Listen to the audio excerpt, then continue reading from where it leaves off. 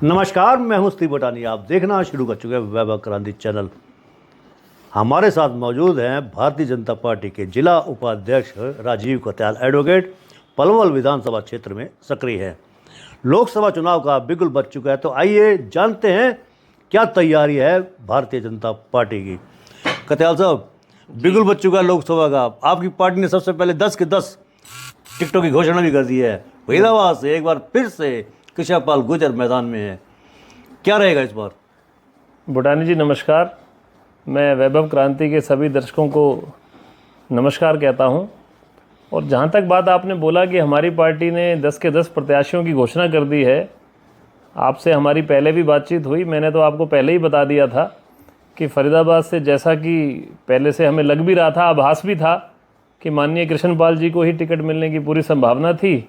और पार्टी ने एक बार पुनः उनमें अपनी आस्था जताई, और हम सब तो उनके कार्यकर्ता हैं, पार्टी के भी और कृष्णपाल जी के भी। तो मुझे पूरी उम्मीद है कि कृष्णपाल जी पिछली बार की तरह एक बार बहुत बड़े अंतर से फरीदाबाद लोकसभा का चुनाव जीतने जा रहे हैं। चुनाव प्रचार में अब तक जुट चुके हैं कृष्णपाल गुर्जर। अब टिगोली जिसको कहा जाता है कि गढ़ बन चुका, आपकी मीटिंग होगा, पता नहीं कौन कौन सी मीटिंगें हो रही हैं। कृष्णपाल गुर्जर काफ़ी या तो ओवर कॉन्फिडेंस में है या आत्मविश्वास में है। वो कहते हैं कि मैदान साफ है, कोई भी मोदी के सामने टिकने को तैयार नहीं है। विपक्ष चुनाव लड़ने से कतरा रहा है। सीधा सीधा इशारा उनका कांग्रेस की तरफ है। क्या कहेंगे, ये आपका आत्मविश्वास है या बड़बोलापन है? वो कहते हैं ना, आवाज़े खलक नकारा खुदा। जो लोग बोलते हैं वो ऊपर वाला बोलता है। तो आज हालात ये हैं, बड़े बड़े लोग चुनाव लड़ने से मना कर रहे हैं। और ये क्यों हुआ है कि 10 सालों में मोदी जी ने देश की तस्वीर को बदला है। आज मोदी दुनिया का सबसे लोकप्रिय नेता है। और ये मैं नहीं कहता, ये जो अमेरिका की रेटिंग एजेंसी है जो दुनिया के नेताओं का आकलन करती है, उनका ये कहना है, पिछले 3 साल से जो सर्वे हो रहा है, कि आज मोदी से ज्यादा लोकप्रिय नेता दुनिया में कोई नहीं है। पहले नंबर पर वो है। और वो इसलिए है कि उसके लिए नेशन फर्स्ट, उसके लिए देश पहले है। देखिए, आत्मविश्वास जब कोई पार्टी कार्य करती है, अपनी नीतियां जिनको पिछले 5 साल में उन्होंने जनता के बीच जाकर लागू करती है, जो योजनाएं बनाती है, उनको पंक्ति में खड़े अंतिम व्यक्ति तक उसका लाभ पहुंचाती है, तो निश्चित रूप से आत्मविश्वास आ ही जाता है पार्टी में कि जो जन भावनाओं को पूरा करने के लिए, उनकी अपेक्षाओं को पूरा करने के लिए जो कार्य उन्होंने किए हैं, तो जनता भी निश्चित रूप से वो पार्टी का साथ देगी। और माननीय मोदी जी तो आप देख ही रहे हैं कि आज खाली भारत देश के नहीं, पूरे विश्व के सर्वमान्य नेता बन चुके हैं। अमेरिका की जो एजेंसी हैं, उन्होंने भी डिक्लेयर किया कि मोदी जी खाली भारत के नहीं, पूरे विश्व के सबसे लोकप्रिय नेता हैं। और अगर हमारे कृष्णपाल जी ये बात कह रहे हैं कि मोदी जी में लोगों की आस्था है, तो क्या गलत कह रहे हैं? आप खुद देखिए कि आज कांग्रेस पार्टी घबराई हुई है। हमारे हरियाणा की 10 की 10 सीटें भारतीय जनता पार्टी घोषित कर चुकी है। सारे प्रत्याशी मैदान में आ चुके हैं। चुनाव के कार्यालयों की घोषणा, कार्यालय भी खोले जा चुके हैं। लेकिन कांग्रेस पार्टी तो आज तक अपने प्रत्याशी तय नहीं कर पाई। मैं कहना चाहता हूँ, भगदड़ की स्थिति बनी हुई है कांग्रेस पार्टी में। आज कांग्रेस के पार्टी के जिस भी नेता को कांग्रेस पार्टी टिकट देना चाहती है, वो चुनाव नहीं लड़ना चाहता है।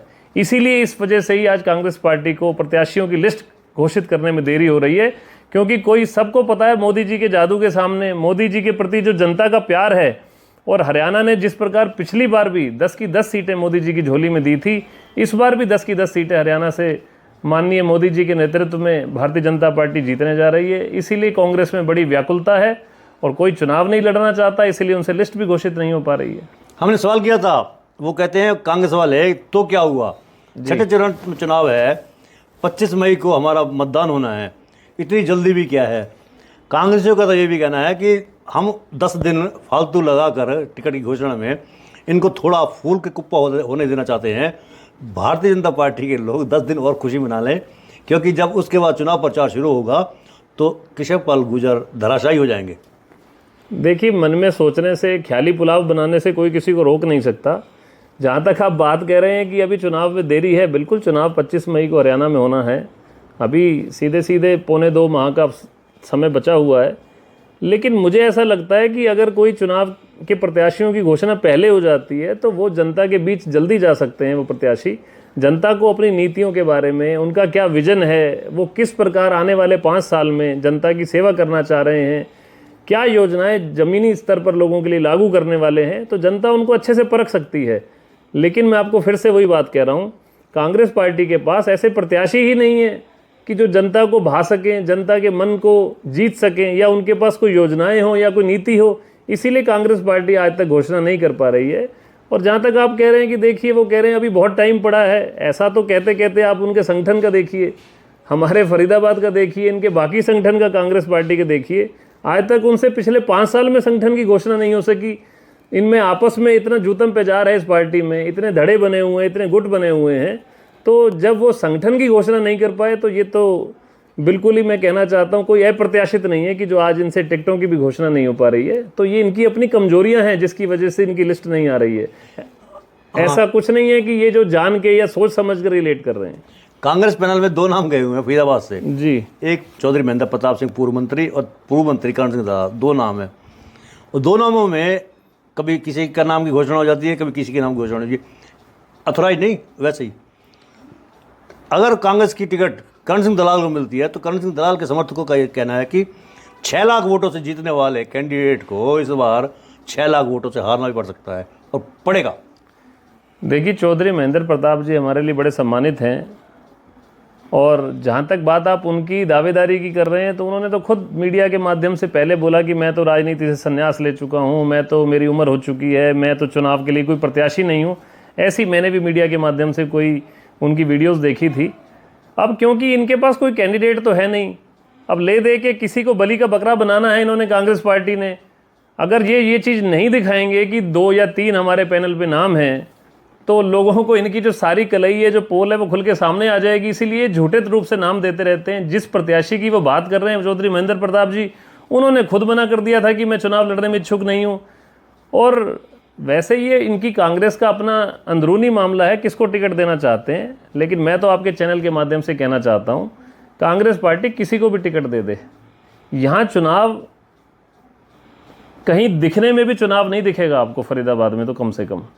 दलाल समर्थकों का भी ये कहना है कि लोग ये कह रहे हैं अब, क्योंकि 2009 का चुनाव था, एंटी करण दलाल रहा था पलवल में, उनके लोगों का भी ये कहना है कि इस बार एंटी कृष्णपाल गुर्जर वोट चुनाव है लोकसभा का 2024 का, लोग खिलाफत में वोट देंगे कांग्रेस को, क्योंकि कांग्रेस की नीति अच्छी है, कांग्रेस के कैंडिडेट अच्छे हैं, इसलिए कृष्णपाल के मुकाबले करण सिंह दलाल को पसंद जाएगा।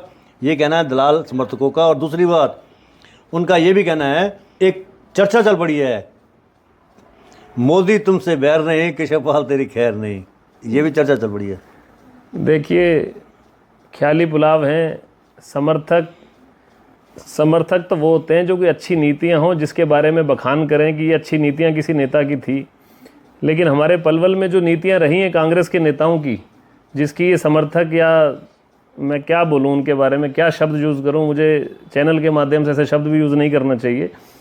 तो ये जो समर्थक हैं, ये खाली जनता की भलाई के लिए या जनता के फ़ायदे के लिए, जनता के विकास के लिए, कोई इनके पास दिमाग में ऐसी कोई बात नहीं है। इन्होंने तो सिर्फ अपने नेता को खुश करना है, उनकी चमचागिरी करनी है, इसलिए ये कुछ ना कुछ बात बनाते रहते हैं। नहीं तो मैं पूरे लोकसभा क्षेत्र की क्या बात करूं, मैं खाली अपने पलवल विधानसभा क्षेत्र की बात करता हूं। जो पिछले 25 साल जो यहाँ पर हमारे दलाल साहब को मौका मिला, जिस प्रकार पलवल में भाईचारे का माहौल बिगड़ा, जो यहाँ पर लोगों पर झूठे मुकदमे बने और जो गलत नीतियाँ उस समय यहाँ पर थी, वो पलवल के लोग इतने भुक्तभोगी हैं आज उससे। मैं तो नहीं चाहता कि पूरा हमारा लोकसभा क्षेत्र है वो भी इस चीज़ को भुगते।